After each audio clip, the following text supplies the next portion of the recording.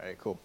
All right, thank you all for coming. My name is Andy Pendergast. That's a company I work for, CyberSquared, and that's our product, but I'm not going to talk any more than that.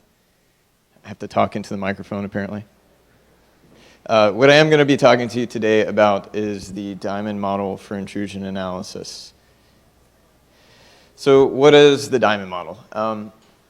It's an analytic methodology we came up with about 8 years ago to track, group, figure out threats. Admittedly, this was mostly focused on what's now termed APT, Advanced Persistent Threat. Forgive me for saying that. I feel that ball warming up, warm up.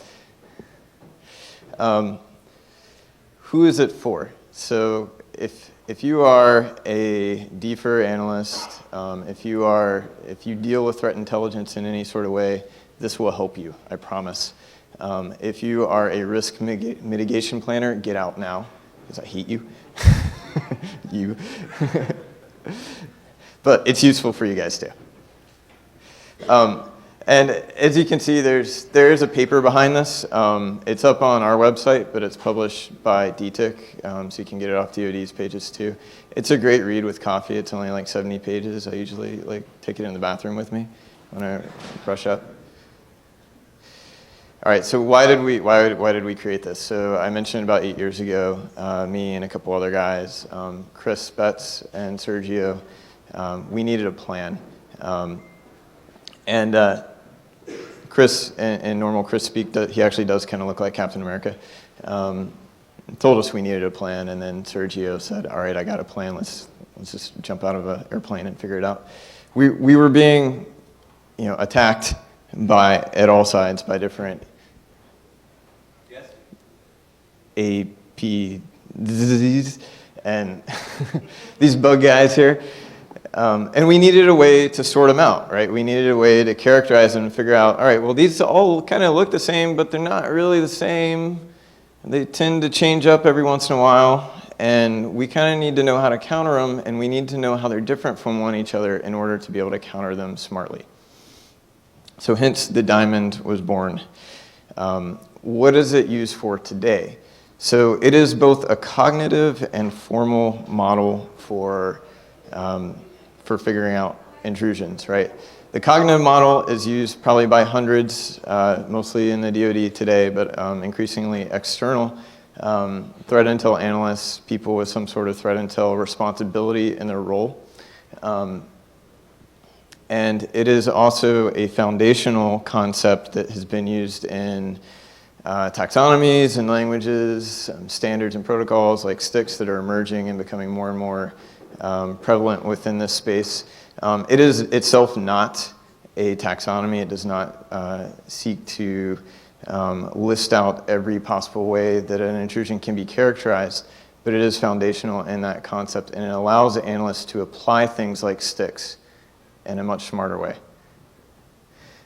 It is both set and graph theory, so based, and we've used it in our product as the basis for the data model that we use there. So I mentioned it's graph-based. The reason why it's called the diamond model is because each cyber event, you can't throw a ball at me for that, is made up of 4 vertices. The adversary at the top. These are typically the bad guys that want to do bad things to your network and steal your stuff or take your network down. They can be characterized in a number of ways. You might know something about them, you might know their email addresses, you might know their Twitter handles, you might know phone numbers, you might know where they live. And if you do, you should go drop a bomb on them. Or maybe not. Yeah. You might know the computers that they use. You might know where they have fingers on keyboard. That's really great if you do. Most people don't. But that can be inferred, and we'll talk about that more as we talk about the model as a whole. The capabilities, if I had one word to describe what the capabilities are, it's typically malware, right? And this can be described and enumerated ad infinitum, right, forever down. And there's numerous ways to call these out, but at the very top level, these are the capabilities that the adversary uses in every event to carry out their objective against the victim. The infrastructure is the way that they get there, right? So they're moving through the internet somehow, imagine that. And you can characterize that infrastructure based on IP addresses, domains, emails, how they're owned, who owns them, do they control them, do they subvert control of them? Can you go and call the ISP and tell them to shut them down? Can you call the mom and pop shop that they're using as a command and control server and talk to them and see if you can't figure out something to look at them a little bit closer? Perhaps. Can you call up the webmail provider and ask them what they know about that email address? Perhaps, if you have that relationship. So there's all sorts of ways to leverage the infrastructure, even if they're using it against you, to use it against them. And then, of course, the victim, and this can be enumerated in numerous ways as well, but typically the personas, network assets, email addresses, or the specific data that they're going after in your network. Now, there are some meta features. So that I mentioned this is one event, right? So the meta features are primarily used to link specific events together. So you have a timestamp, when did this event occur? Easy enough. We do use phases. This is commonly, people typically use the kill chain phases in here to characterize the phase of attack that was being used. The result, was it a success? Was it a failure? When you're building the graphs, you probably want to know where you stopped, if you stopped an intrusion, or whether or not the adversary themselves just, they had their own fail and couldn't get out of there. The directionality, those little abbreviations, I2V, this is typically infrastructure to victim, infrastructure to infrastructure, adversary to infrastructure. This just characterizes where within the attack space or where within the internet the event took place. It may not be taking place on your network yet. It might be taking place external to your network. And then methodology, class of activity, right? Is it a spear phishing message? Is it a watering hole attack? Is it a DDoS? Those are pretty easy to understand. Resources, so if they're using an O-Day, it infers that they have some resources to leverage that O-Day, right? If it's not publicly available, how did they get it? These are questions you might ask yourself that can lead you to better understand the capabilities and the resources available to the bad guy, right?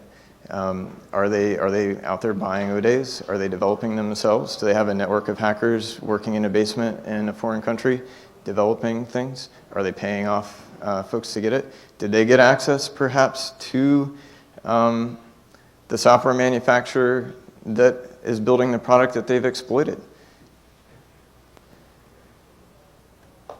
So we don't expect you to know all this. We certainly don't. I certainly don't. So unknowns and uncertainty are welcome. You're expected to have knowledge gaps as you're building out your understanding of a threat and your understanding of how to go about defending against them.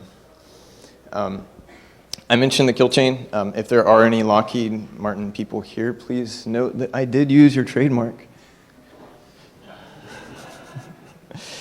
And so what you see here is a couple of incidents, and we've grouped them. And within here, you see a kind of standard kill chain breakdown. Lots of people actually use different flavors for their kill chain, right? So you might have different phases of attack. That's fine. The Diamond model supports that. We don't really care. What is important is each of these little events going down the kill chain, going down the incident graph. These blue lines here represent a causal event. So one event causes another, right? So there's a relationship between those, and there's actually a confidence associated with whether or not you know how well you know one caused the other. Sometimes it's very obvious, sometimes less so. And then these purple lines that go across the incidents, these are correlations between specific nodes or vertices in the diamond events that represent commonalities, right, across events. And there are confidences associated with these relationships. So you may be very confident that it's the same thing, or you could be less confident based on the availability of the malware, the way the infrastructure was used. Maybe it's in the same class C or same net block, but it's not the same IP address, and it gives you some level of confidence that they're related, but not 100%. And I mentioned that unknowns are welcome, so if you can tell, I'm not sure how well it shows up here or not, but this guy is kind of dotted out. It means you're in the exploitation phase for whatever reason, you didn't catch that. Maybe you just caught the C2 coming out. And you can then infer, based on the knowledge you had on incident 1, that since these were the same, that maybe there's something, it can point you to where you need to look at faster to look at incident 2, right? It is not rocket scientist, rocket science, I'm not a rocket scientist. This is not rocket science. All right, so creating activity groups. Basically, what we did on the last slide was we created a very basic activity group. You saw that incident 1 and incident 2 were grouped together, and incident 3 and 4 were grouped together. Those are 2 separate activity groups. Within the diamond model, it is a formal process to create activity groups. I like to think of it as 4th grade science class where you build a hypothesis and then you test it.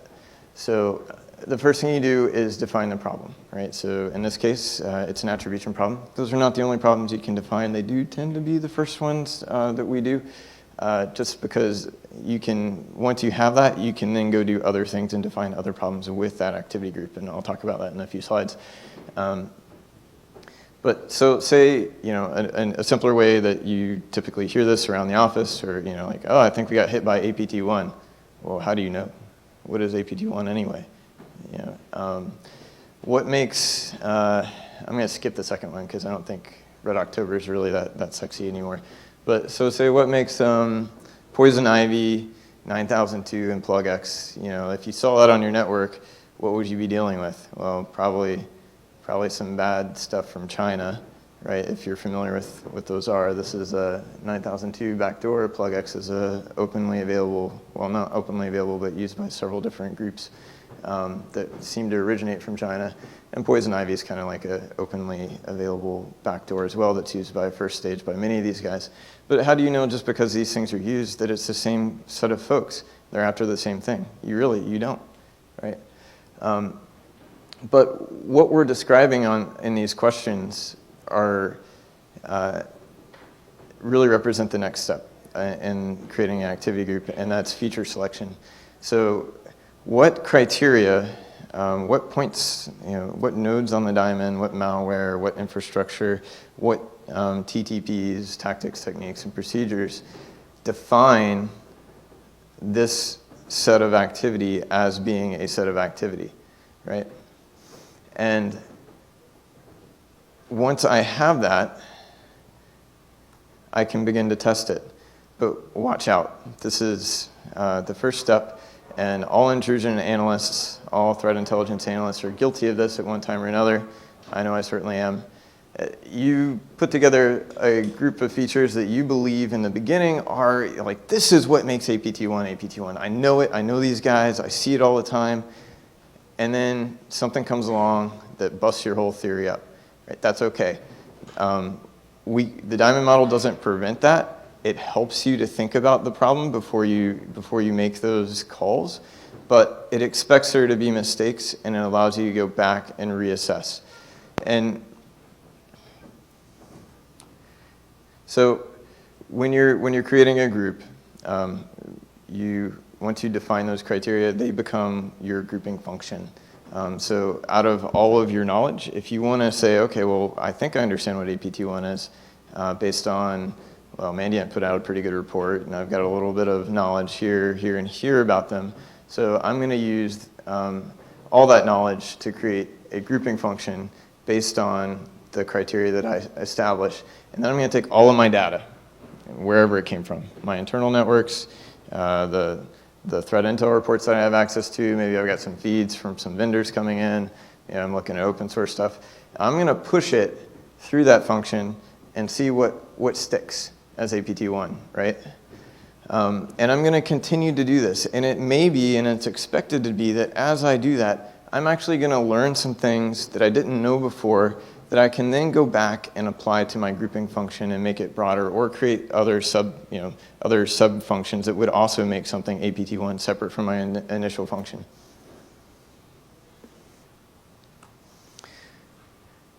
Once I have this is where I can do some more interesting things. So I say I've got a pretty good understanding of what APT1 is.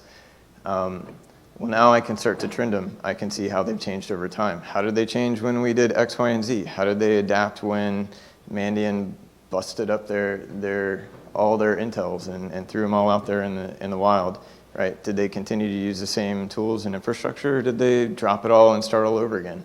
And how did we pick them up? Can you figure out what they were after? Usually you can do that after 1 or 2 incidents.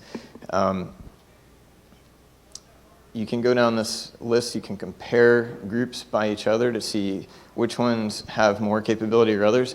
Or really what's more interesting and what's probably most relevant for anyone in the room is once you have a good understanding of the set of capabilities and infrastructure and you understand their intent, you can make some pretty smart decisions on how to counter them, right? You can start talking to your CISO, you can start talking to your C staff about where you've got gaps in your network based on the capabilities that they bring to bear against you, and start filling those gaps, right? And of course it's going to be a cat and mouse game. Of course, as soon as you put up a new, some new defenses, they're going to try to find new ways around them. But we all have jobs for a reason, right? That's the security industry. So, and the last step here is redefining. So as I mentioned before, if you make a mistake, you may find that I've got some stuff that doesn't quite fit into my bubble of what I understand one group is versus another, then I can go back to the drawing board and reset my grouping function and make sense of that. Another kind of so what here is, yeah, I understand. I like to group adversaries and make little pretty graph pictures of what, everything that APT1 does, and I'm just using them because that was the first thing on my slides. You can apply this to anything, not just APTs. You have not thrown a ball at me yet. You're really very graceful. Yeah. I'm waiting for ACH. I can avoid that one. So whatever, if you're talking about crimeware, this still applies. If you're talking about guys out of Russia trying to steal your credit card numbers from your network, or point of sale malware or whatever, right?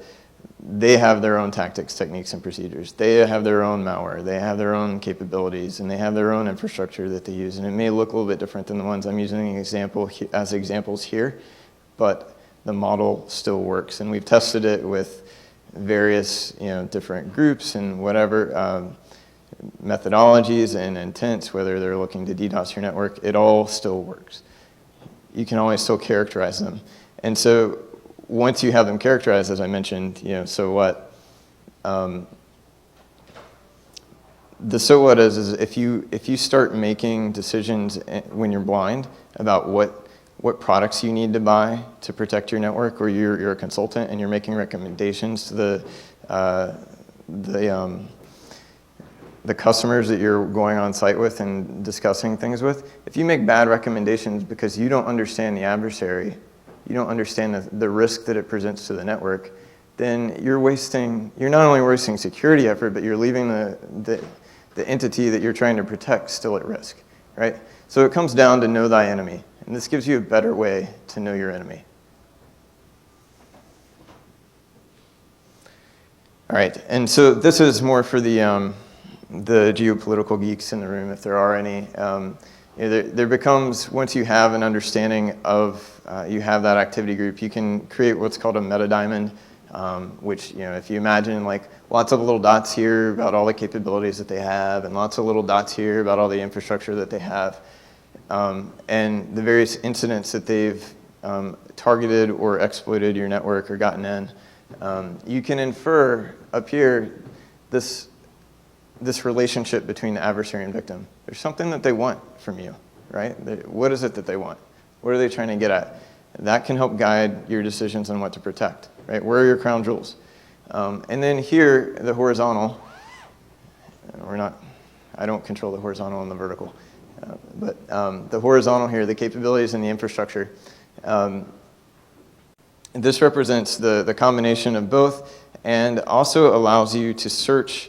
If you know there are adversaries out there that want to get your crown jewels, want to get your goodies, but you don't know the capabilities and infrastructure yet, you can begin to hunt, right? You can begin to look for them using either known techniques, you can look at protocols that are popular to exploit or whatnot, and begin to hunt for them, and then perhaps find some of these targeted things. This is more of an advanced move. Typically, you have to have already dealt with the ones you know about before you start looking really deep for the ones you don't know about yet.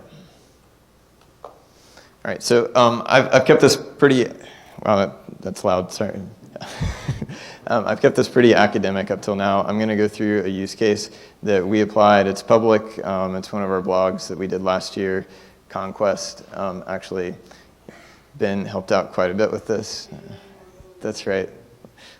So the origin of this is that we were out there doing what's called a victim-centered approach. We were looking for interesting artifacts of intrusion attempts that might be targeting people that we care about. And in all transparency, we were just hunting around VirusTotal to see what people submitted. And we found this, this document that actually originated from the commanding general, or the G3 of U.S. Army Pacific Exercise Division. And it went out to a bunch of folks originally, also in the U.S. Army. But we found it up on VirusTotal, and it was Trojanized. That seems kind of interesting. You know, who would Trojanize a document like this? Who would weaponize it? And the subject of the exercise, or the message was the Conquest exercise, which was a joint Mongolian and U.S. exercise. So just from this document existing, we can infer a kill chain, right? We can infer, create a hypothesis on what may have occurred here. So probably on the recon phase, the bad guys were out looking for something that they could weaponize, right? That would be of interest enough for someone to click on. And then, so obviously they do that. And again, hypothesized, it was likely emailed or staged somewhere where someone that was targeted would click on it or downloaded it and click on it. And then, you know, the exploit happens. We'll talk about what the exploit was in a moment. Installation, and then profit for the bad guys. We did notice there was a specific post in the command and control protocol that went back and forth that allowed us to very quickly identify it and associate it with other malware that was known. So very quickly, once we had this malware, it was termed Barkio fork by some of the AV hits that occurred. We found another piece of malware that was another staged document, or Trojanized document, that actually dropped the same exact MD5, called out to the same exact host names there. So we can infer now perhaps there were two incidents, one containing our first piece of malware and the second one containing the second. The second piece of malware actually had a very similar theme. Also would have been of interest to Mongolian parties. So pivoting is actually one of the friendliest and easiest use cases for the diamond. It's how the diamond model was discovered. It's what we initially did when we were looking at this. And it allows you to grow your grouping function. And then also grow your knowledge base or your activity group as a whole. So we started with that piece of malware, right? And obviously that is a capability. Just by doing a little bit of light analysis on it, it bleeds out some command and control domains for us. Great, I love command and control domains because with each pivot, I can, as I mentioned, I can grow my activity group, but I can also grow my grouping function, and each pivot represents, as I grow new knowledge, it either gets added to my activity group, or it may actually be a method that I can insert into my grouping function with a certain level of confidence to then go and broaden out my known activity group as it gets broader and broader and broader as I enumerate all the bads that are out there for this group. So I now have 3 domains. Those domains all went to the same IP address. So I can add that to my activity group, but perhaps with a lower level of confidence because IPs, you know, these domains are made to switch around IPs. Maybe it's relevant for the time that they're pointing to them. Maybe after they stop pointing to them, it's not relevant anymore, but it's still a data point that I can use. What's perhaps more interesting is they all had the same domain registrant, right? They all had the same guy registering them in the Whois records. That's also pretty interesting and with a high level of confidence because these aren't easy to change, and once you have them, well, I guess they are in some instances if they're black hole or whatnot, but if you have that domain there, or that email there, you can then go and see what else this guy's registered. There are some gotchas if they're using WhoisProtect or other type services, but it's kind of amazing how often these aren't used. So this gives us a high level of confidence for any other domain registered by YEN, right? And one point to notice, and this is like the kindergarten level of threat intelligence, it's where you start. After the first pivot, if you notice, I didn't look at the activity going on in my network. I wasn't staying in my Splunk instance or looking at the logs to figure out what the bad guy did. I'm now kind of looking at what he hasn't done to me yet, right? I'm looking for other points that I might be able to apply back into my network to look for other activity. So with these domains, I didn't have these yet. I would expect if this was active on my network to see some callouts here, right?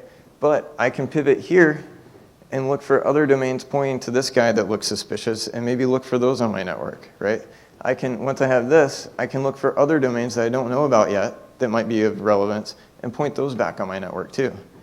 And see, maybe I've got more activity than I know about, right? So this can support an incident response cycle as it's happening. So this is what we did essentially, is we went and did some more pivots, each one with varying levels of confidence, but we found a lot more domains. If you notice, a lot of them have the same registered level.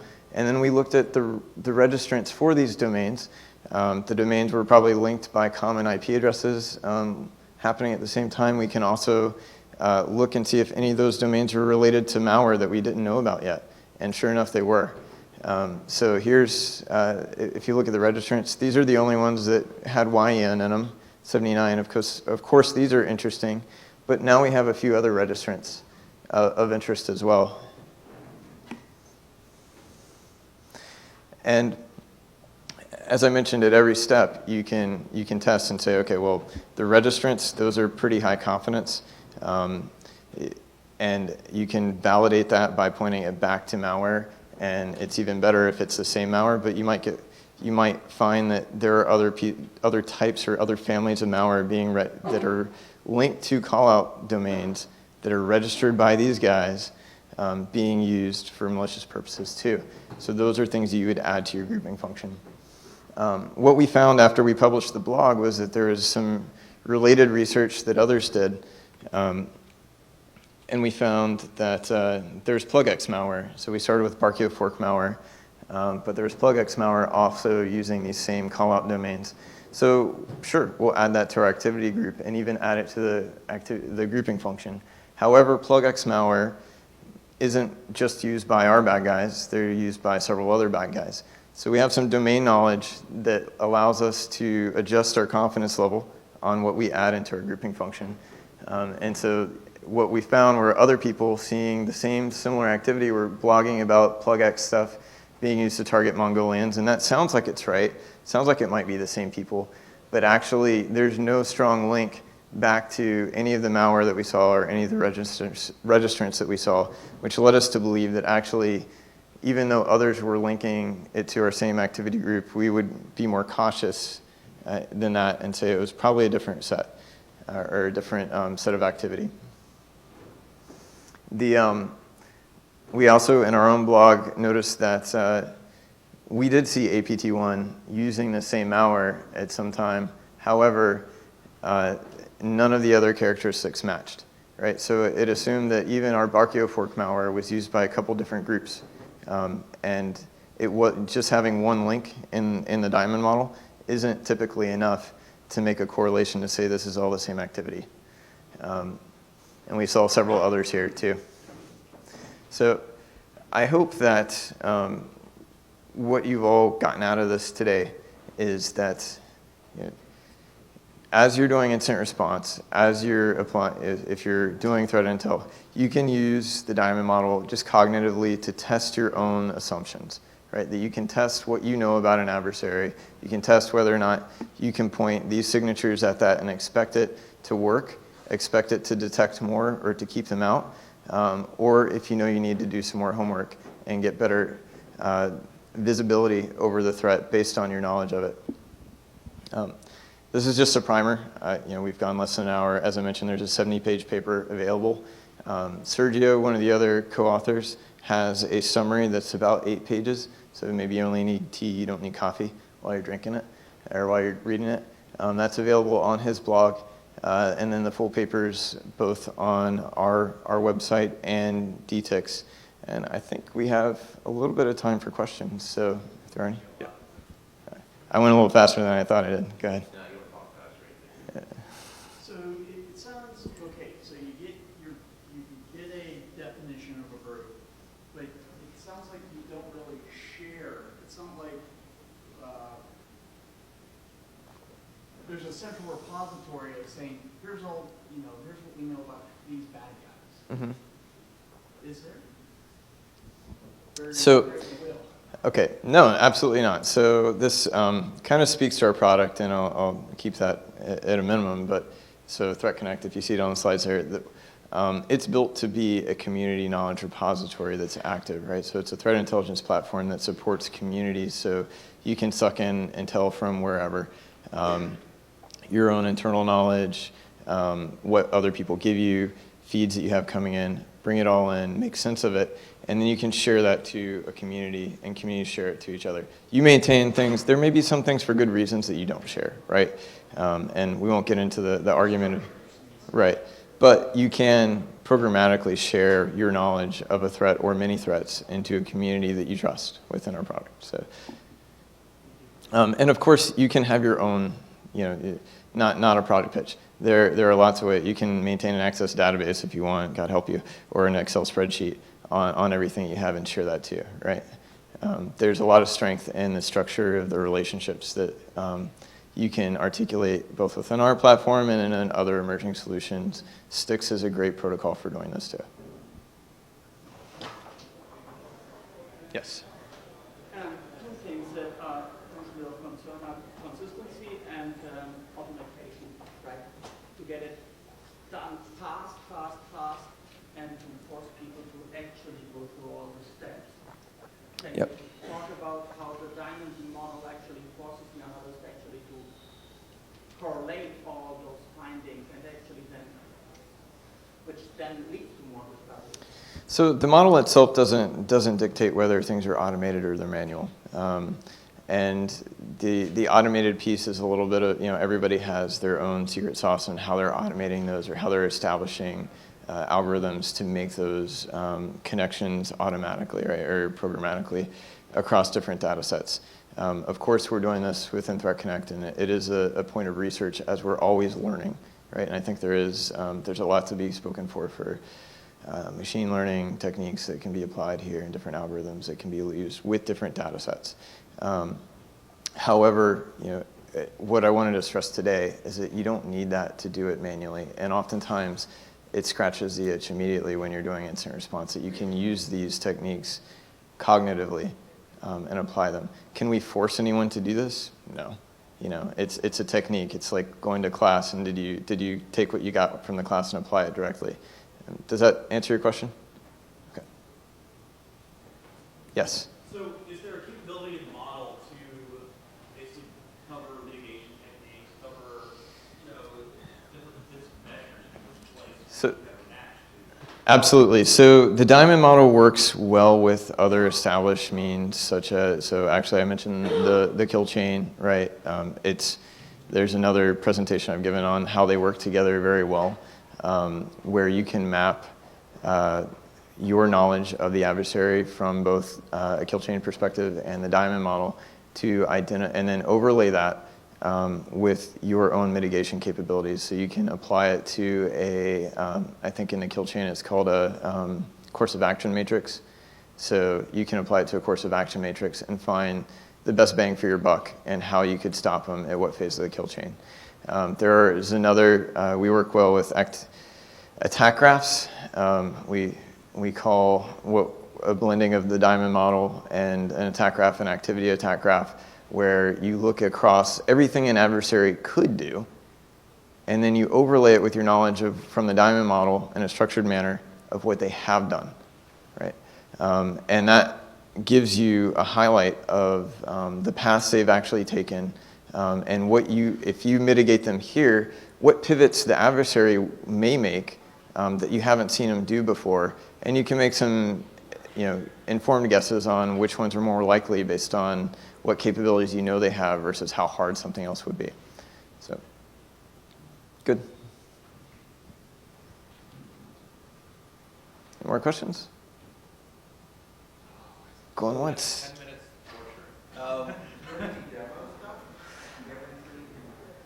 So I could bring up, what's that?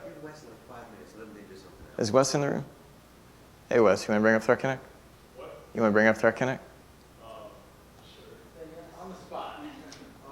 All right, let's do it. Come on. Ladies and gentlemen, Wes Hurd, Super Ninja.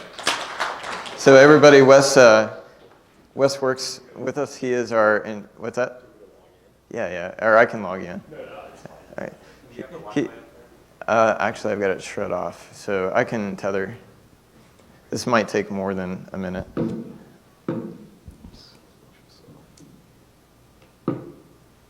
So as you're getting that, so you'll probably need him to help you out with the Wi-Fi here. It's. Okay. So Andy, while you said that, I'm sure the Wi-Fi network here is safe for my laptop, right? Yeah, nothing. Great. What do you have in the way of recommendations to prevent analytic bias when grouping malware families together, or you're grouping your threat groups? So that's a great question, thank you. Yeah, there you go. So one of the axioms that I like to go by when using the diamond model is that, and I mentioned it briefly in the slides, that one connection typically isn't enough. Every connection should be weighted by confidence, and you should typically have 2 or more high confidence links before you bring something into your activity group. So for those of us that actually have windows and offices where we work, there is no finite line for, okay, high confidence means this, low confidence means this. Yep. So everybody in the public sector, what's their equivalent? So it does take a little bit so it's iterative, right? You need to learn. If you have no other knowledge base, as you're mentioning, like if you don't work somewhere where you already have a mass database of what each group is or what should apply to an activity group, you have to start, right? You have to start, and maybe you're starting at ground zero, right? But the diamond model will let you do that. It may just take a little bit long to iterate through and learn what you should make a high confidence versus a low confidence. But so, really quick, just some things I can rattle off my head. Before you start linking things together, is the malware publicly available? If you're seeing poison ivy across your network and you see it in March and then you see it again in June, just because you saw poison ivy, does that mean that you're dealing with the same set of actors or the same threat? Probably not, right? Maybe. What other points of data do you have that you can correlate, right? So, and the case with the domain registrants, well, what do you know about domain registration? Well, if I've registered the domain and I've used an email, even if it's a fake email, it's a point of reference that's frozen in time from the point he registered it, right? And that person controls it. Unless he ceded it to somebody else as a third party, which doesn't typically happen. It could, but we don't see it happening very often. So that's a moderate to high confidence linkage that you can have. If you notice the whois registration changes, then you go back and you change that in your model or in your grouping function. Does that help answer some of your questions? Yeah. So, okay, Wes. I know I'm putting you on the spot. Yeah. So I think what would be good to demonstrate, and everybody, Wes works for my company. He is our intrusion analyst, threat intelligence analyst extraordinaire. What's with the scroll bar on this Chrome? Why are you complaining about things? I'm just wondering. I have no idea. Yeah, so maybe show one of your recent shares and Well, subscriber I'm actually account. logged into the demo. Oh, that's fine. It has common and subscriber here. So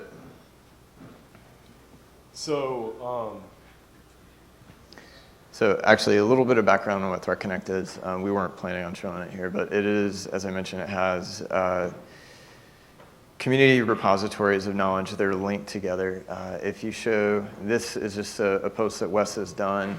The data is linked. It describes everything in human readable form. Great, so you can see what it is. But if you go to the browse screen, perhaps, or click on your PayPal phishing backend incident, and so you can describe things, you can tag them, you can have security labels and whatnot. But what's important is the associations, probably at the indicator level. We'll go back to attributes. So you can see all of the indicators that are associated to this specific incident. Every one of these, there's a many-to-many relationship here. So every one of these pieces of malware can then be associated to other incidents as well, such that, I don't know if you want to pick one that has some cross associations with different threats or whatnot.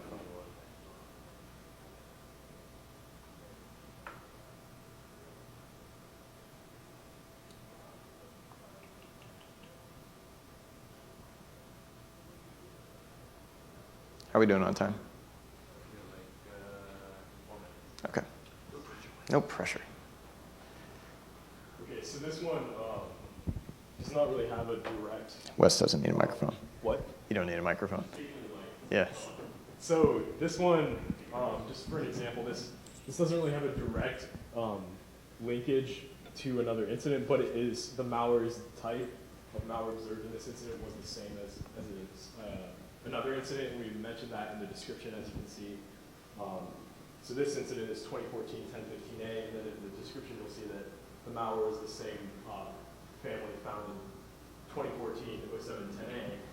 And also, sort of going along with the diamond model in this instance, for this, we can't confirm that those incidents are associated with the same threat actor because we only have the malware piece of the diamond model, the capability piece rather, that overlaps. So we don't have enough overlap in the infrastructure to Create a threat. certainty that Yeah. those two incidents are the activity of the same threat actor. But you can you show them really quick how the two in the malware in the associations, if you click to the malware indicators. So if Wes clicks on either the MD5 or the SHA-1 there, and then goes to the associations from this piece of malware to the activity that it's associated with, there should be, okay, so you only have one there? Yeah. Okay. So ideally, you could have multiple here. So you've got one piece of malware, maybe it was used a few different times. Maybe characteristics of this malware were used. Go to associations. So you can have multiple incidents here that this would be associated with, or you could have it associated to a threat, which is a higher level. In diamond model terms, that would be an activity group, and this activity would be an activity thread. So this is one incident. You can have many threats under this. You can have signatures that you've written on it to detect it and whatnot. You can have other indicators that are associated with it as well. Okay, so yeah, you've got a couple signatures there as well. Are you tying variants together, like different poison ivy variants? So what you're seeing here is by the actual malware sample itself. One of the things we're building out here is actually in the metadata whether we can identify common P section header hashes, common imp hashes that can identify what the variants are programmatically instead of just saying, yes, this is a poison ivy variant, or yes, this has a common mutex string or whatnot. So you can pivot on each of those. Okay.